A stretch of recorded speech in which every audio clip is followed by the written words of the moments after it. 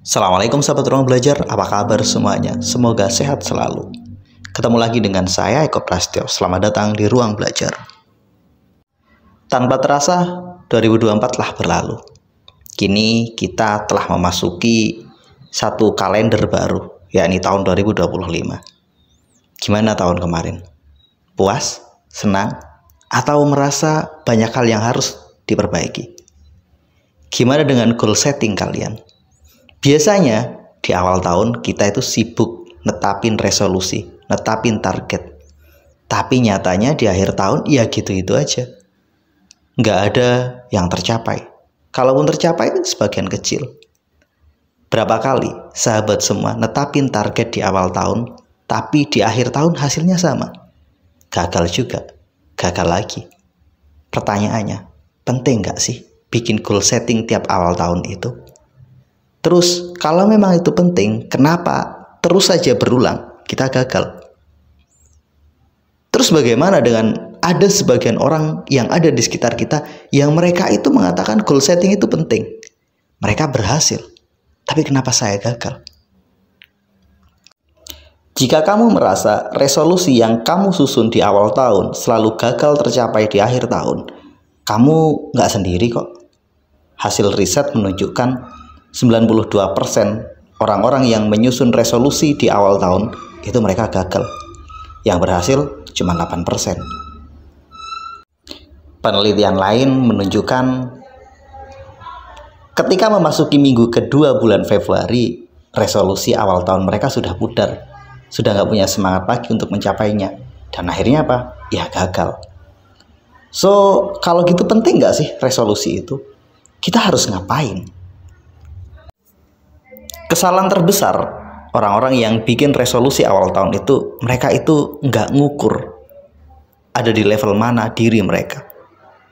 Simpelnya gini deh, ada dua orang sopir, satu sopir bis yang sudah berpengalaman, dia berangkat dari kota Bandung, katakanlah menuju Surabaya. Kemudian orang kedua ya sama-sama sopir, tapi masih pemula, ke Surabaya aja nggak pernah.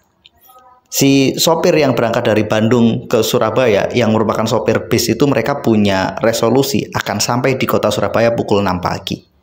Kemudian orang kedua yang juga ingin ke Surabaya tapi nggak pernah punya pengalaman, nggak ngerti jalannya, nggak tahu harus bagaimana, juga punya target yang sama. Pertanyaan saya, menurut kalian siapa yang akan berhasil? Apakah sopir bis yang sudah berpengalaman tadi atau si sopir pemula yang ke Surabaya aja nggak pernah, yang ngandalin Google Map untuk perjalanan mereka? Ya mirip kayak gitu. Ada kalanya resolusi kita itu ketinggian. Kita itu nggak ngukur kemampuan kita di mana. Misal kita punya temen, omset dia per bulan 100 juta. Kemudian di akhir tahun dia punya target pingin naik di 150 juta. Sementara kita yang kerjaan cuman pas-pasan, punya mimpi yang sama, pengen punya income 150 juta di akhir tahun. Ya jelas, mereka yang dari 100 ke 150 itu lebih mudah untuk tercapai daripada kita yang mungkin baru 10 juta, tiba-tiba sudah melompat ketinggian, mimpinya jadi 150 juta. Kadang nggak rasional. So, coba deh evaluasi, gimana resolusimu tahun 2024 kemarin?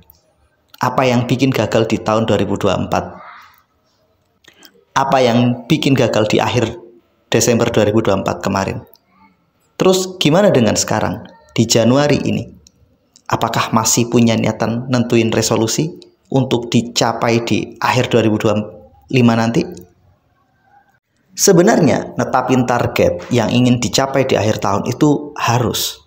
Tapi kita harus juga paham, jangan ketinggian. Jangan terlalu santai juga, karena kalau hidup tanpa target itu bikin kita stuck, bikin kita jalan di tempat, bikin kita cuman gitu-gitu aja. Tapi ketika ketinggian juga kadang belum kita berjuang meraihnya, kita udah stres duluan. Akhirnya apa? Udahlah, nggak tercapai, nggak masalah. So, realistis lah. Hal lain yang bikin resolusimu gagal tercapai, selain nggak rasional, selain kamu nggak ngukur kemampuan diri, terlalu banyak yang ingin kamu capai. Misal dari sisi pekerjaan kamu ingin income naik nih dari 10 juta menjadi misalkan 30 juta. Dari sisi yang lain, kamu punya target turunin berat badan dari 120 menjadi katakanlah 70. Kemudian di sisi yang lain, kamu punya target misalkan ngurangi cicilan. Ada begitu banyak target yang kamu tetapkan di saat yang sama. Efeknya apa? Konsentrasi kita kepecah. Terus gimana? Ya fokus saja dulu. Katakanlah dari beberapa hal tersebut kamu fokus saja pada pekerjaan, naikin income plus nurunin berat badan. Katakanlah misalkan bobotmu berlebih nih, berat badanmu 120, nggak usah langsung ke 70, ya ke 90 dulu atau ke 80 dulu. Lakukan bertahap. Jadi fokus pada sisi upaya menurunkan berat badan dan menaikkan income itu mungkin akan lebih ringan. Atau kalau perlu cukup satu aja. Misalkan fokusmu ke kesehatan dulu deh. Dari sisi finansial is okay lah. Kita enjoy dulu. Kita lakukan bertahap. Gak ada masalah. Intinya jangan kebanyakan yang ingin kita capai. Ada lagi nih hal ketiga yang bikin resolusimu mungkin lebih sering gagal adalah kamu ikut-ikutan orang lain. Target yang kamu tetapin itu bukan real, bukan benar-benar dari dalam hatimu. Hanya sekedar basa-basi lah, ikut-ikutan lah. Coba deh tanya ke diri sendiri, apa sih yang benar-benar ingin saya capai di tahun ini? Satu aja, nggak usah banyak-banyak. Kalaupun kamu nggak bisa menjawab pertanyaan itu ketika di 1 Januari 2025 ini, is okay. Tapi coba tanya lagi. Kasih waktu seminggu untuk dirimu benar-benar apa yang sangat-sangat penting harus saya perbaiki. Dengan kamu memberi waktu pada diri sendiri untuk berdiskusi, untuk mengambil jeda, untuk mengenali diri kita, untuk benar-benar menetapkan apa yang menjadi resolusi kita, mungkin kamu akan lebih mudah meraihnya. Karena kamu gak terjebak untuk sekedar ikut-ikutan netapin resolusi. So, mudah-mudahan 2025 ini menjadi tahun yang lebih baik. Mudah-mudahan Allah memberikan keberkahan pada kita semua, menguatkan langkah kita untuk menjadi lebih baik. Apapun targetmu, apapun keinginanmu, yuk fokus. Itu yang terpenting. Lakukan yang kecil-kecil dulu aja. Kamu boleh berpikir besar, tapi ingat, tindakan kita harus step by step. Tindakan kita harus kecil. Terima kasih telah menonton. Sampai ketemu di video kami berikutnya. Jangan lupa bagikan video ini ke teman-teman terdekat kita.